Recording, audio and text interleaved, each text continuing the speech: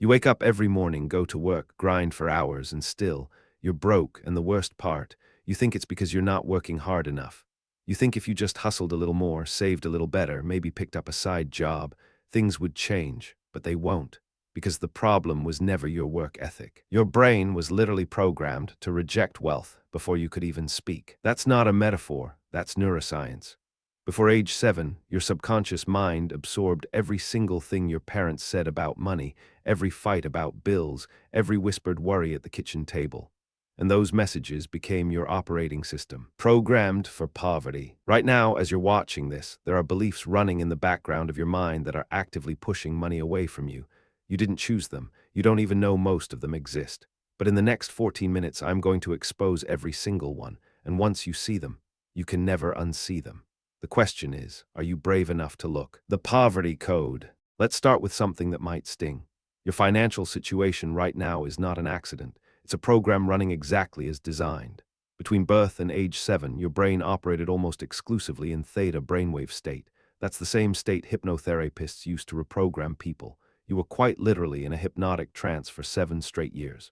And during that trance, you downloaded everything. Every time your mother said, "Money doesn't grow on trees," your subconscious filed that as a fundamental truth about reality. Every time your father stressed about bills, your nervous system learned that money equals pain. Every time someone around you said rich people are greedy, your brain created a simple equation: wealth equals bad, therefore avoid wealth. And this code has been running silently in the background of your mind ever since. Dr. Bruce Lipton, a cell biologist from Stanford, proved that 95% of our behavior is controlled by the subconscious mind. 95%.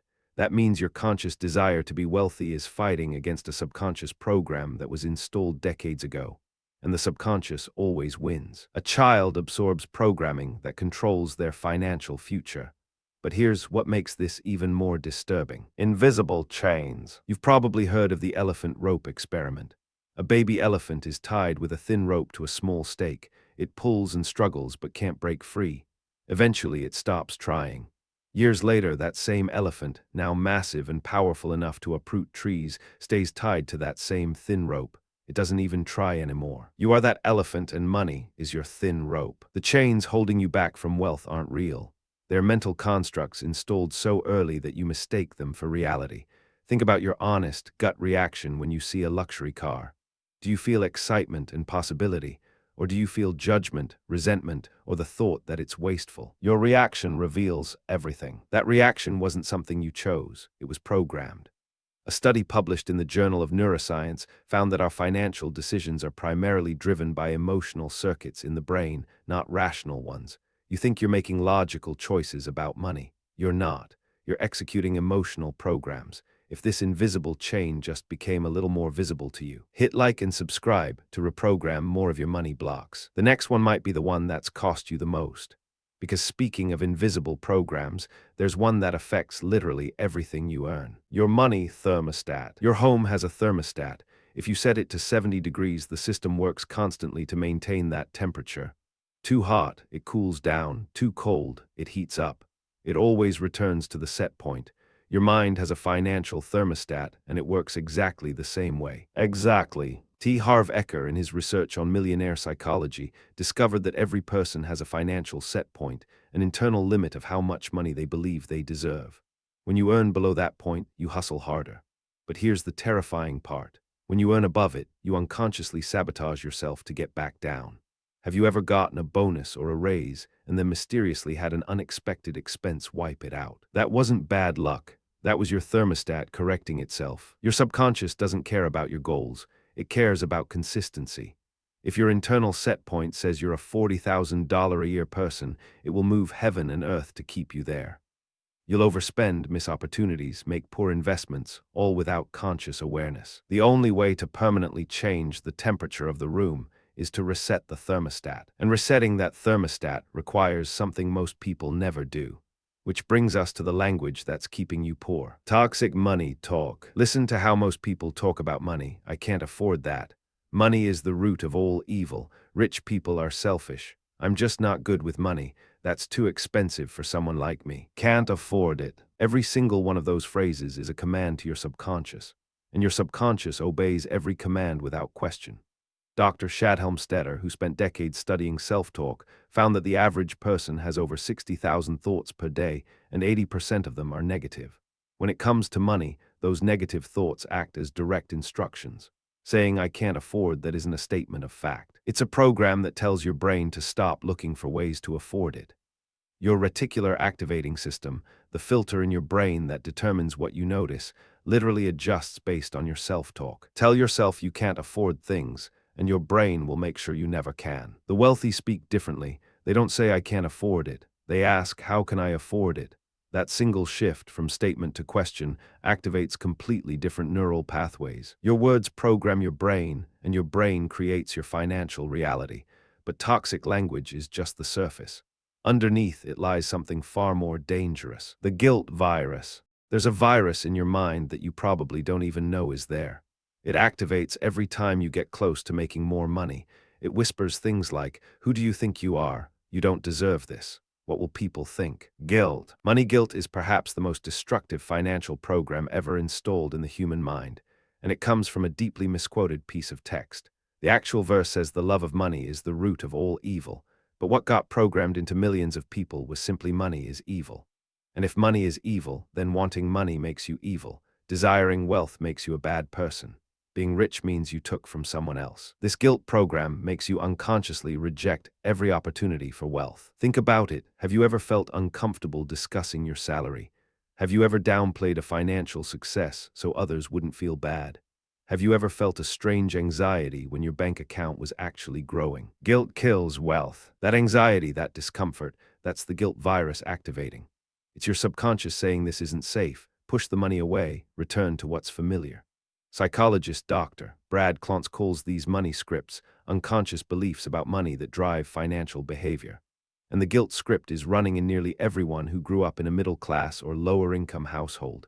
But guilt isn't the only emotion weaponized against your wealth. Fear of success. Everyone talks about the fear of failure. Books, seminars, motivational speeches, they all address it. But almost nobody talks about the fear that's actually more dangerous. The fear of success. It sounds absurd, doesn't it? Who would be afraid of succeeding? You would, because success means change. And your brain is hardwired to resist change at all costs. The amygdala, your brain's threat detection center, doesn't distinguish between physical danger and psychological unfamiliarity. Getting wealthy, if you've never been wealthy, registers as a threat. Your subconscious asks, if I get rich, will my friends still like me? Will my family treat me differently? Will I lose my identity? Our deepest fear is not that we are inadequate. Our deepest fear is that we are powerful beyond measure. This fear manifests in the most subtle ways. You procrastinate on the business idea. You undercharge for your services. You sabotage the relationship that could open doors. You stay in the job that pays just enough because at least it's safe. You're not afraid of failing, you're afraid of what happens when you actually succeed. Success triggers fear. And until you confront this fear directly, you'll keep pulling yourself back to familiar ground. But there's a specific environment that keeps reinforcing all of these programs. The broke circle. Jim Rohn said something that changed the trajectory of millions of lives. You are the average of the 5 people you spend the most time with. Now apply that to money. Take the 5 people you spend the most time with. Average their incomes. That number is almost certainly close to yours. Coincidence? Not even close. Mirror neurons in your brain cause you to unconsciously mimic the behaviors, beliefs, and expectations of those around you. If everyone in your circle complains about money, you'll complain about money. If everyone in your circle believes wealth is unreachable, you'll believe it too. Your circle, your income. This isn't about abandoning people you love. It's about understanding the invisible influence they have on your financial programming. Researchers at Harvard found that obesity spreads through social networks. If your friend becomes obese, your chances increase by 57%. Financial behavior spreads the same way. Spending habits, saving habits, investment attitudes, all transmitted through your social circle like a contagion. The people around you are either programming you for wealth or programming you for poverty. Every conversation about how expensive everything is, every joke about being broke, every agreement that the system is rigged, it's code being written into your subconscious. But understanding the problem is only half the battle. The real question is, can you actually rewrite the code? Rewriting the code. Here's where everything changes. Because yes, you absolutely can reprogram your financial mind, and it doesn't require years of therapy or some expensive seminar. The same mechanism that installed the poverty code can install the wealth code. Remember, your subconscious is most receptive in theta state, and you enter theta state twice every single day, right before you fall asleep and right after you wake up. Every day. Dr. Joe Dispenza, a neuroscientist who has studied mental reprogramming extensively, found that focused visualization combined with elevated emotion can literally rewire neural pathways. Not in years, in weeks. Here's the practice. In those few minutes before sleep, when your conscious mind is fading and your subconscious is wide open, visualize your financial reality as you want it to be, not as a fantasy, as a memory. Feel the relief of financial freedom. Feel the security. Feel the power of choice. Your subconscious cannot distinguish between a vividly imagined experience and a real one. When you do this consistently, you're not just daydreaming, you're overriding decades of poverty programming with new instructions. Your reticular activating system begins filtering for opportunities instead of obstacles. Your self-talk shifts, your financial thermostat rises. New code, new life. But reprogramming alone isn't enough.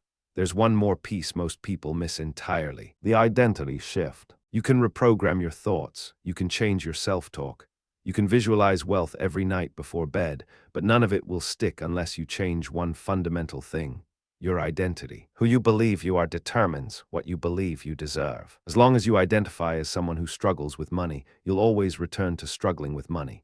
It's not about what you do, it's about who you are being. James Clear, author of Atomic Habits, puts it this way: every action you take is a vote for the type of person you wish to become.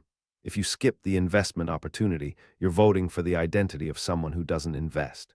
If you refuse to negotiate your salary, you're voting for the identity of someone who accepts what they are given. The goal is not to get rich, the goal is to become the person who naturally creates wealth. Wealthy people don't have different circumstances, they have a different identity.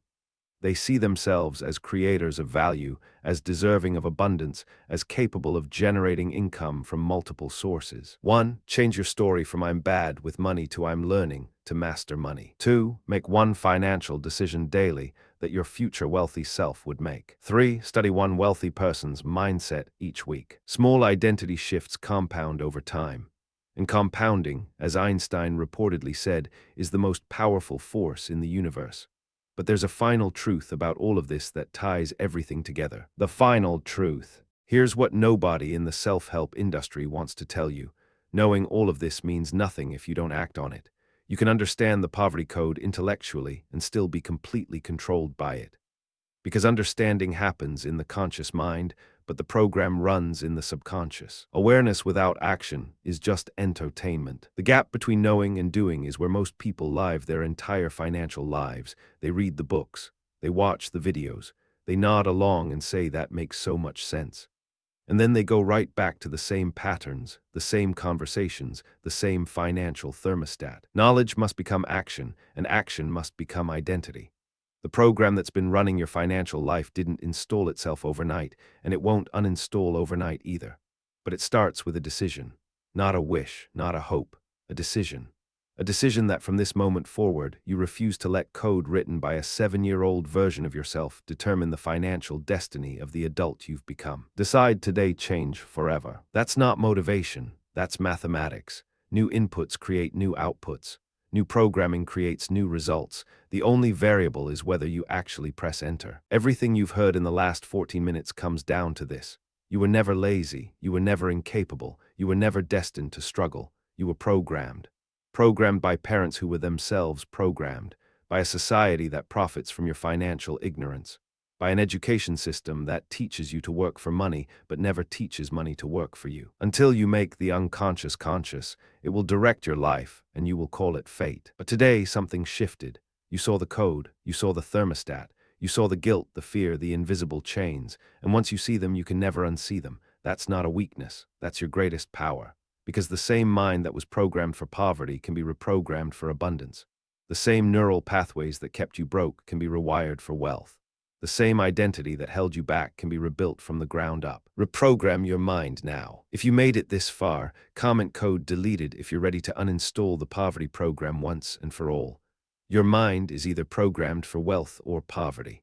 Now you know how to reprogram it. If this video exposed something running in your mind, subscribe. There's more code to delete.